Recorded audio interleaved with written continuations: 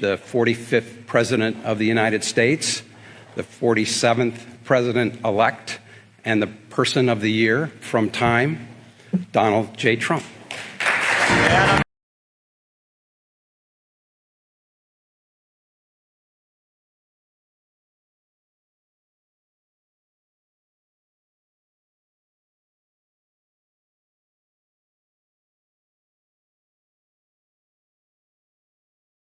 Thank you.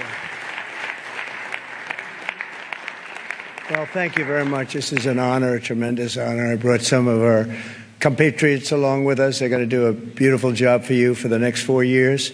How do you plan to handle your meetings with Democrats? I understand that you're starting meeting with Democrats today. Well, the nice part is there's nothing political about the DOD, and we're going to make sure politics is not a part of it. So meeting with Democrats, just like meeting with Republicans, is a huge part of our approach.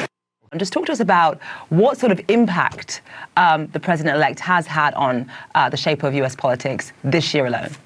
Well, first of all, it's the greatest comeback story in American political history. I mean, when you think about all the things you just listed that he survived, from the political stuff to the lawfare to the assassination attempts to the Democrats changing out their campaign, when you think about all the unprecedented stuff that he had to survive in order to come back from losing in 2020 to winning not just the Electoral College, but the popular vote in 2024. There's never been anything like it. One of the superpowers of Donald Trump is that he's the breaker of narratives. And there were always narratives around him that he could never win the election, that the case in New York was going to bring him down, that, you know, this or that was going to be the thing that finally brought down Donald Trump, or that Kamala Harris was the greatest presidential candidate we've ever seen, and so on and so forth.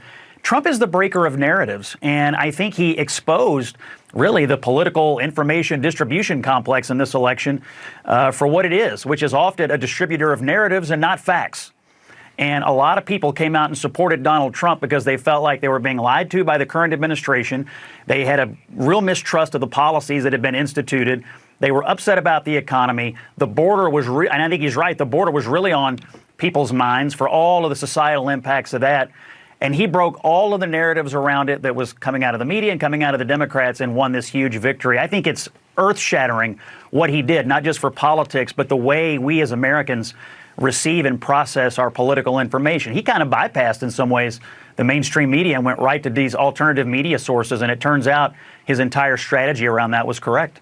So now, just because that would not be my kinds of choice, as some of them haven't been, but that's where we are. So if this is the individual that could potentially have this incredibly important role, and this, I think it's responsible for me to be a senator from Pennsylvania, to have a conversation and to establish, you know, some type of relationship with that individual. Are you open to supporting him? I'm open to having a conversation. That's where I'm at. A lot still has to happen before all of that place, where, again, the FBI vetting and the hearing and all these things. So that's where we're at.